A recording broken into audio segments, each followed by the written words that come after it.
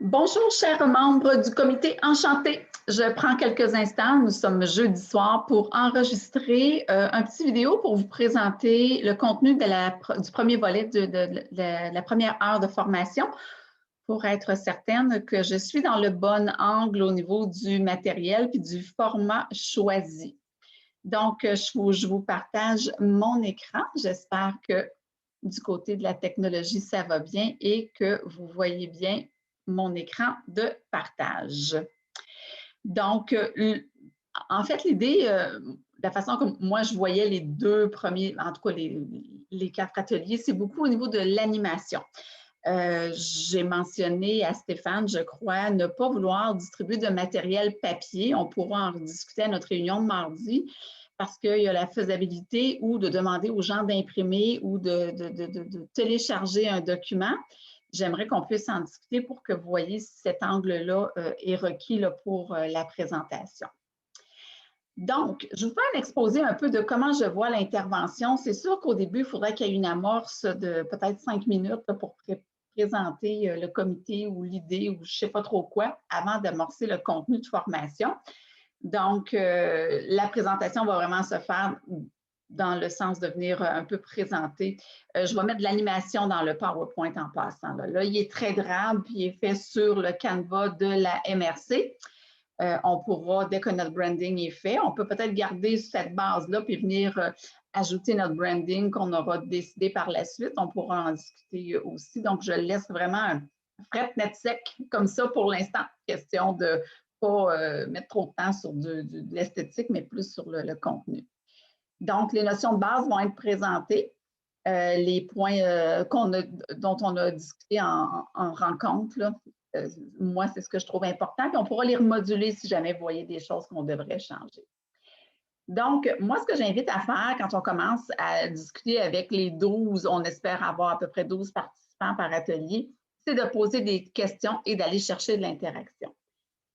Donc, la première question que moi, j'aime aborder, c'est est-ce que je dois servir les clients comme moi, j'aime être servi? Et là, on laisse les participants discuter et apporter leur opinion à cette affirmation-là. Et bien sûr, ce qu'on veut faire, c'est les amener dans le volet 3 à comprendre qu'on n'est pas tous pareils. La vente en couleur, c'est selon les personnalités de chacun, de vraiment venir insister là-dessus.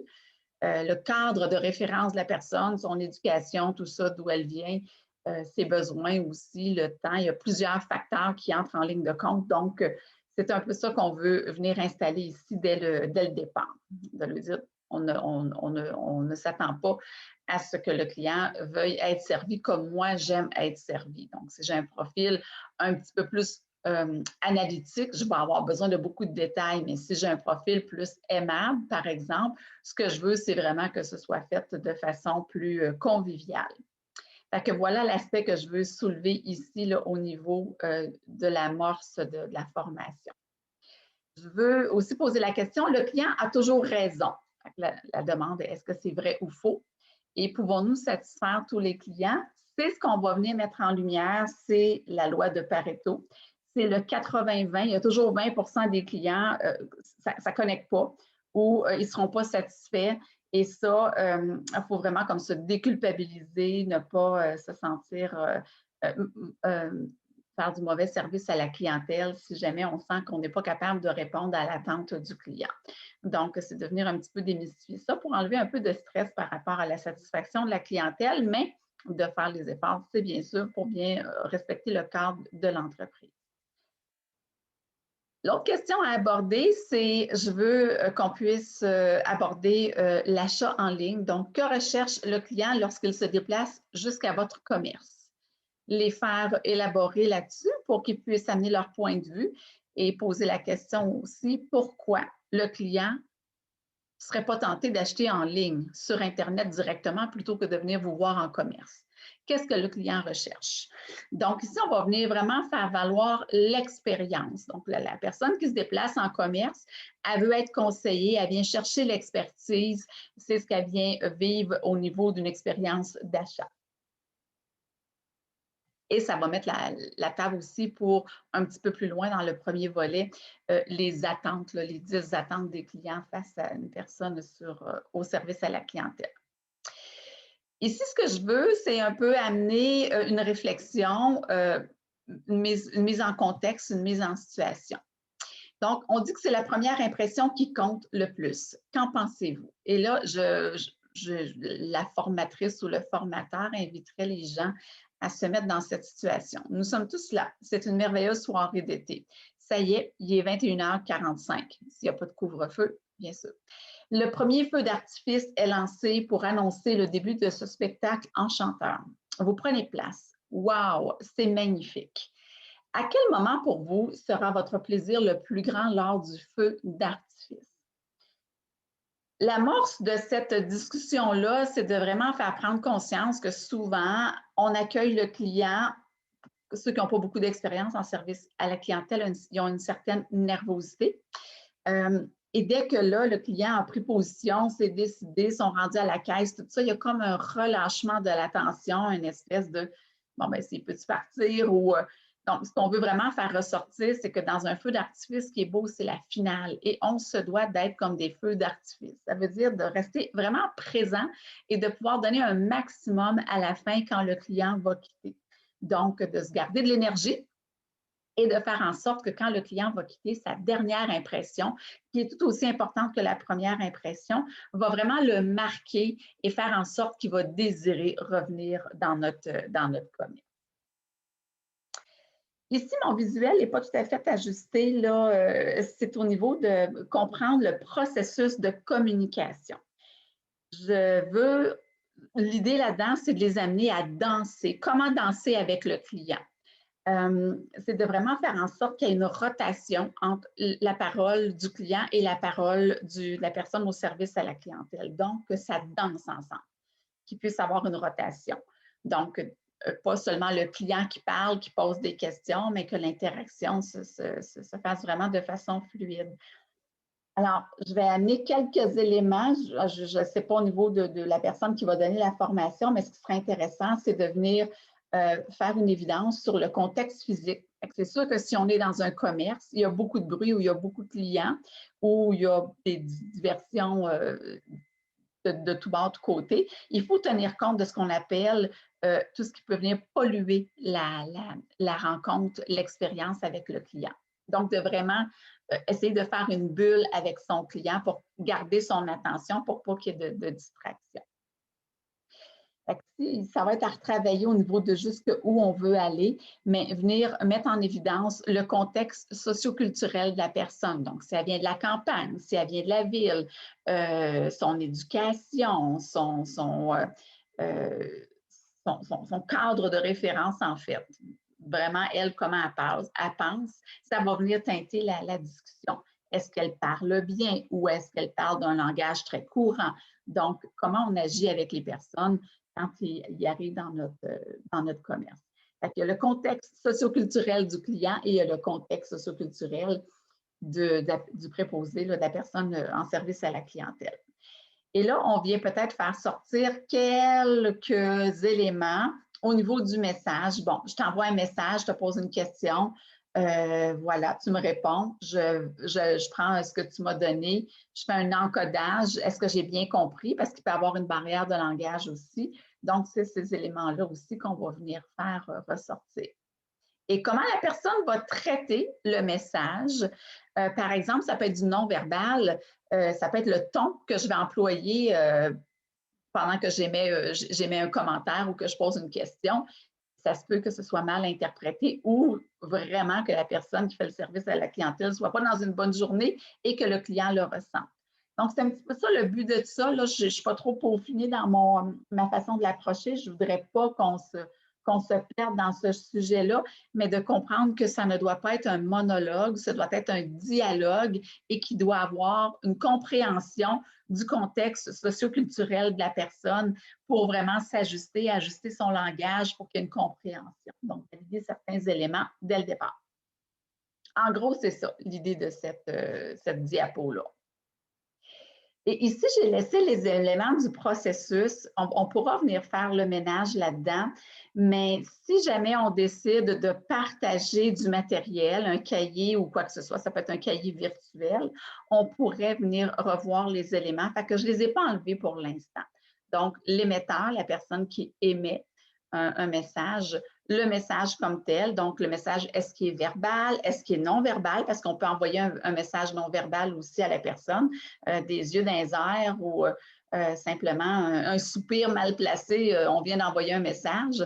Le canal de communication, donc est-ce que c'est verbal, est-ce que c'est par écrit, est-ce que c'est sur les médias sociaux, bon, quel est le canal qui va être utilisé pour transmettre le message.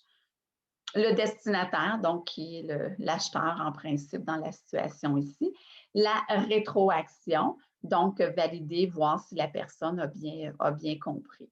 Donc, répéter. Exemple, un client qui fait part de son besoin, de venir répéter le besoin. Donc, vous me dites que vous recherchez telle chose avec telle caractéristique, de telle couleur. Revenir cadrer le besoin du client avant de proposer un produit ou un service. Et là, ben là c'est là qu'on vient mentionner que la communication bidirectionnelle est beaucoup plus efficace que les monologues. Et la perception du message, là, donc comment ça va être accueilli et qu'est-ce qu'on va en faire au niveau de la répercussion. Là aussi, on vient se préparer à la vente.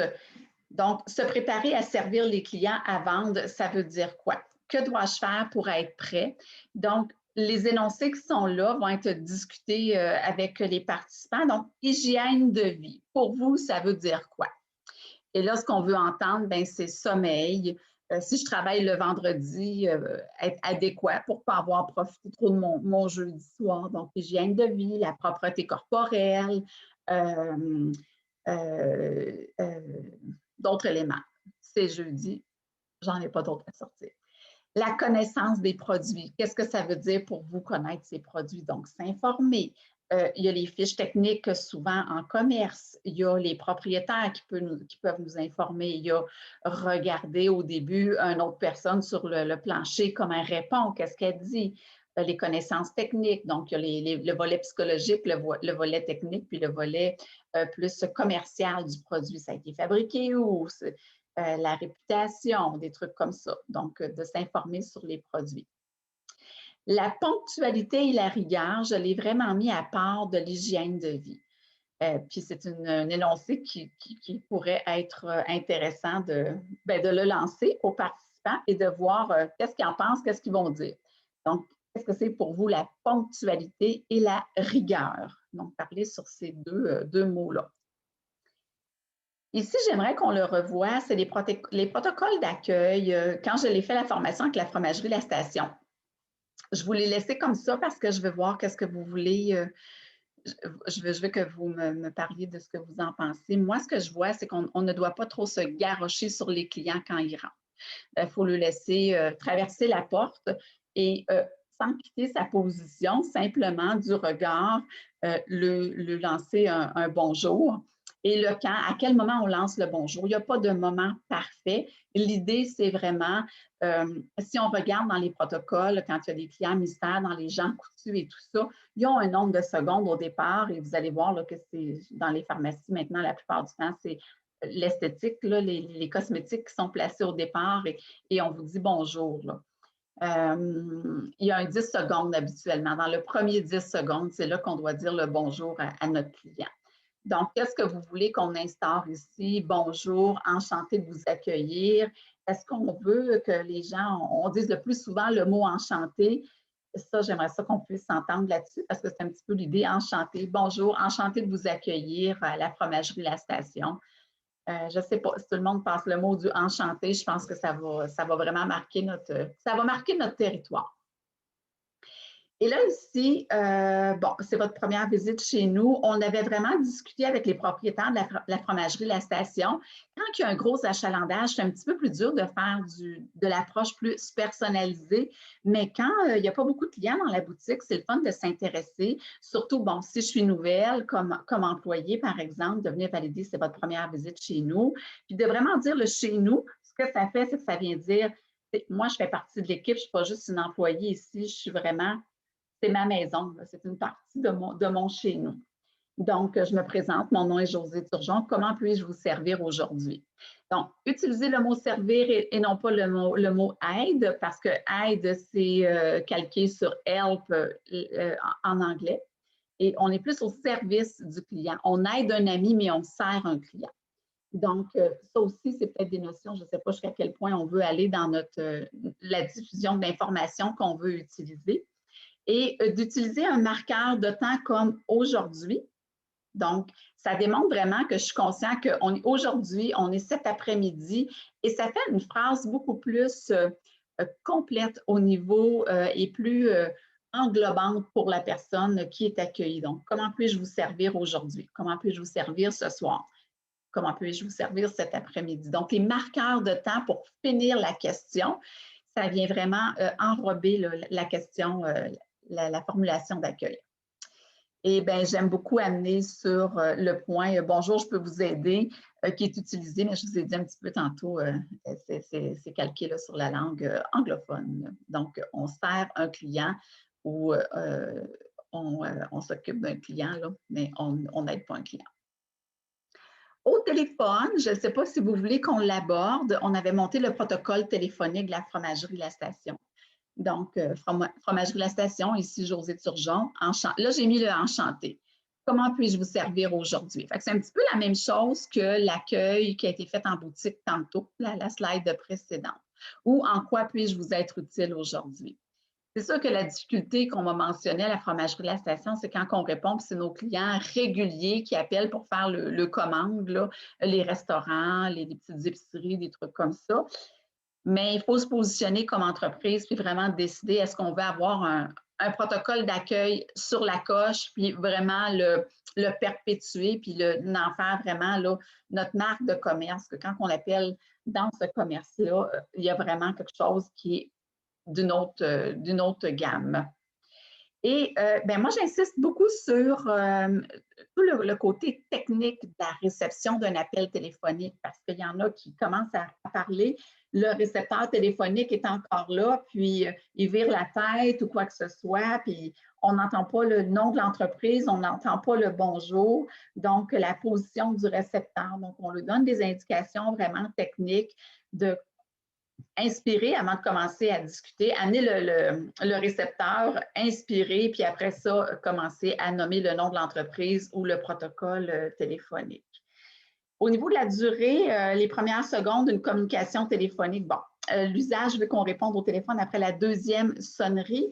Ça aussi, il y a quelque chose au niveau technique, c'est un petit peu plus difficile aujourd'hui parce que, bon, dépendamment si c'est un cellulaire ou quoi que ce soit, mais habituellement, on dit qu'il faut répondre à la deuxième sonnerie. Trop vite, on a l'air de quelqu'un qui n'a pas de travail et trop long, ben ça se peut que le client s'impatiente. Donc, ça, j'aimerais ça qu'on puisse discuter de est-ce qu'on touche au protocole téléphonique ou c'est pas quelque chose que vous voulez qu'on aborde? Est-ce que c'est requis auprès des commerçants qu'on vienne jusque-là indiquer comment répondre au téléphone à discuter? Le tu ou le vous, est-ce qu'on tutoie notre clientèle ou est-ce qu'on vous voit notre clientèle? Donc, c'est un thème que j'aime beaucoup aborder et c'est sûr que c'est discutable avec chaque propriétaire de l'entreprise. À la fromagerie, on s'est entendu pour le vous. Carole, elle tenait absolument à ce qu'on vous voit les clients, sauf dans les cas où c'est notre parenté, c'est des gens vraiment qu'on connaît très bien, mais vraiment dans le protocole, on s'est entendu pour le vous. Peu importe l'âge du client, le client est plus jeune que nous, peu importe, on n'est pas dans une boutique au carrefour de l'Estrie où là, ça devient délicat, mais dans le cas, par exemple, de la fromagerie La Station, c'est le vous qui a été priorisé. Les types d'approche client, c'est là qu'on vient un petit peu plus venir chercher du raffinement au niveau de l'entrée du client dans la boutique. Moi, ce que j'invite souvent les conseillers vendeurs à faire ou les personnes en service à la clientèle, c'est de voir la personne qui entre dans votre boutique. Quand vous lui dites bonjour, vous ne lui dites pas bonjour sans la regarder. Vous regardez le client et son non-verbal va vous donner des indices. Une personne qui vous dit bonjour puis qui soutient votre regard, on appelle ça une approche client. Le client a peut-être pas beaucoup de temps. Il y a peut-être déjà une question à vous formuler. Donc, si le client maintient votre regard, c'est qu'il veut probablement vous poser une question. Donc, être attentif à ce type de, de non-verbal-là. Si le client dévie le regard, et souvent ce qu'il va faire quand il rentre dans le commerce, on a tendance toujours à s'en aller vers la droite, là, et les commerces sont faits pour ça, pour faire le tour, pour finir à la caisse, habituellement quand la structure est faisable, c'est ça le truc. Donc, si la personne, on lui dit bonjour et tout de suite la personne baisse le regard, c'est qu'elle veut se laisser un temps d'appropriation, elle veut prendre possession des lieux. On peut continuer à vaquer à ses occupations en s'approchant tranquillement du consommateur. Lui avoir dit au préalable un bonjour avec un sourire dans la voix et dans le visage de façon aimable, idéalement. Donc, l'idée, c'est ça, c'est d'inviter les participants à la formation à déceler ce genre de subtilité-là au niveau de l'approche à la clientèle. Et l'approche produit, ben c'est si le client se dirige plus particulièrement vers un étalage, par exemple, bon, la fromagerie de la station, c'est sûr qu'il y a les produits autour. Les fromages sont, bon, quand on entre, on fait le tour et là, on arrive aux fromages qui sont à notre gauche. Fait que souvent, les gens vont s'arrêter là. C'est pas mal le nerf de cette business-là. Les autres, c'est plus du produit complémentaire, mais ce que ça fait, c'est que le client a accumulé des idées en s'en venant et là, il arrive à son point qui est le core business, qui est le fromage, et il a retenu qu'il a vu peut-être un produit complémentaire, bon, tartinade ou des trucs comme ça. Et là, les idées commencent à s'enclencher. Oups, j'ai vu du sirop d'érable. Oups, ce fromage-là, avec des, bon, je peux me faire un fromage, bon, peu importe, là. Mais c'est vraiment techniquement fait pour se rendre là. Donc, le client, quand il fait des approches, on appelle ça une approche produit, on le laisse vraiment. Si on vient le déranger dans son cheminement, il va perdre son idée. Et quand il va arriver au comptoir de son produit principal, il n'aura pas retenu. On aura coupé son processus de réflexion. Donc, un peu le temps de lui laisser prendre place dans les lieux, s'approprier les produits, puis arriver au comptoir principal du fromage, par exemple. Donc, c'est un petit peu ça qu'on veut, en tout cas, qui serait intéressant d'instaurer auprès de la clientèle.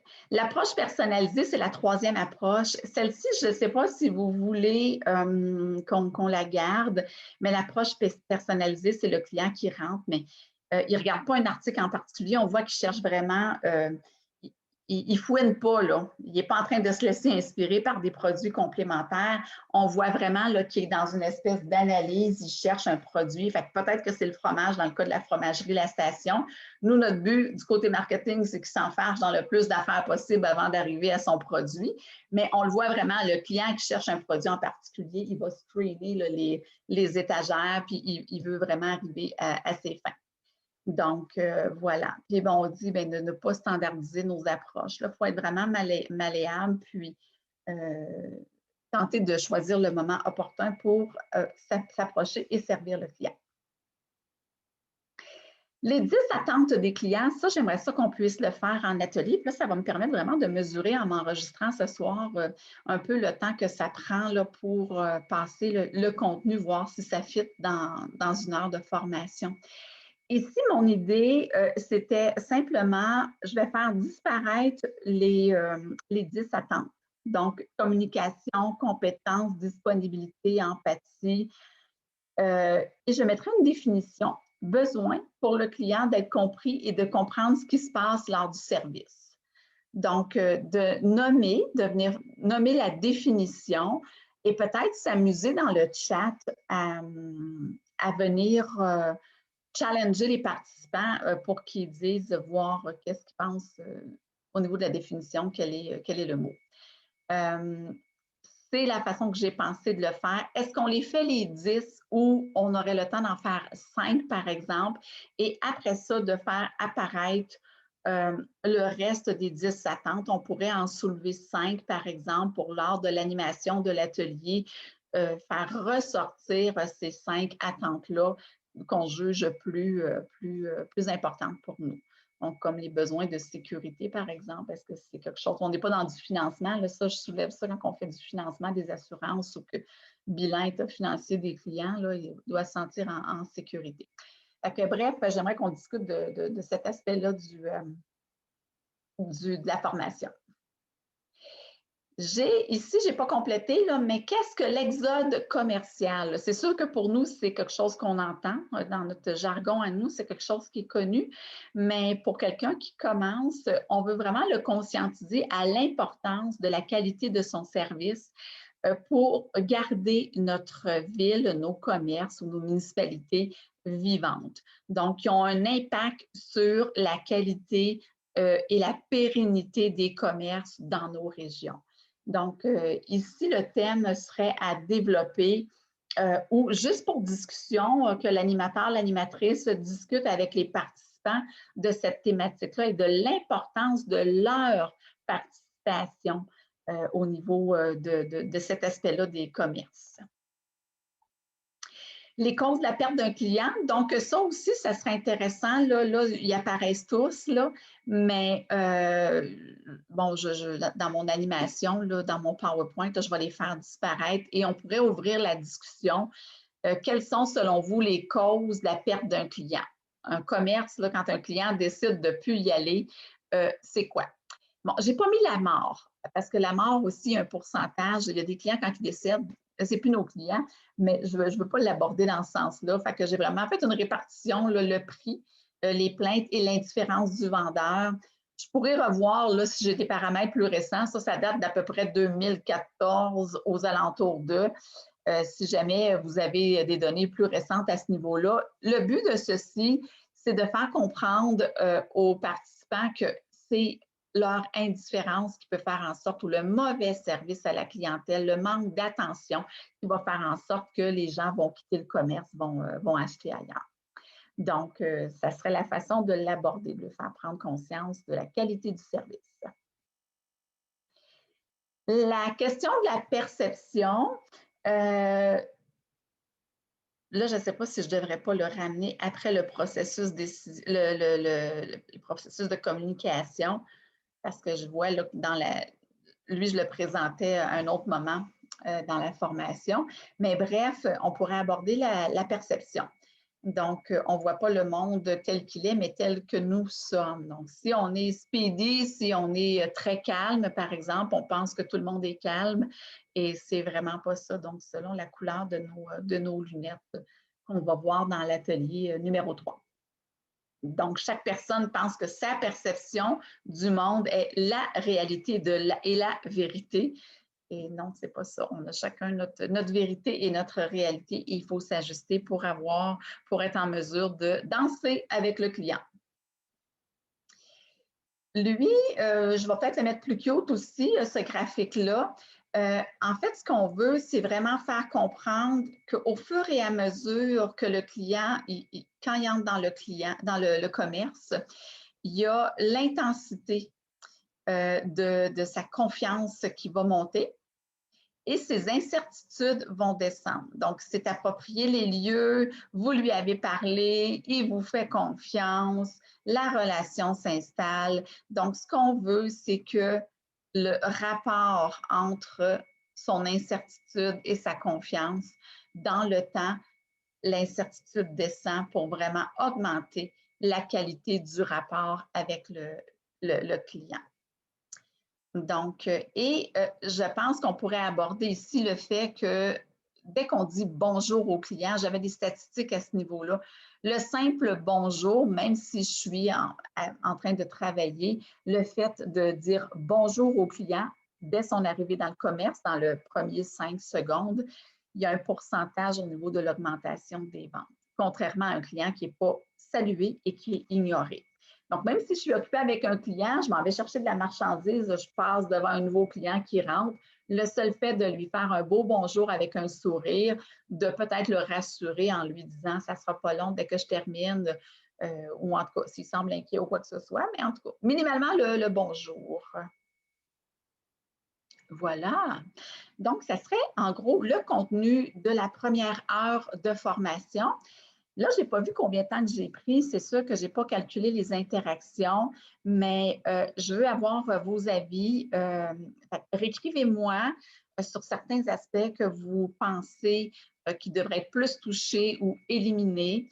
Je vous l'ai fait vraiment de façon vraiment, il est 5h41, on est jeudi soir. Donc, j'ai ma journée dans le corps, mais je voulais qu'on puisse voir qu'est-ce que ça pourrait donner à aborder ces sujets-là.